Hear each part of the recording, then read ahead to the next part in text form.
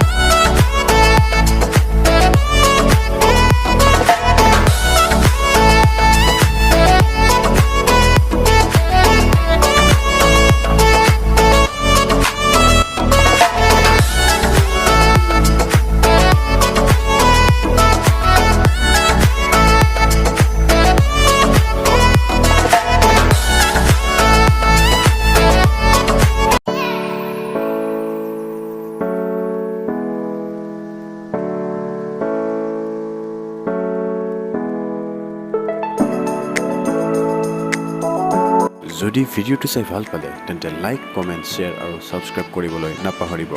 আজিলৈ এইখিনি আছিল। ধন্যবাদ।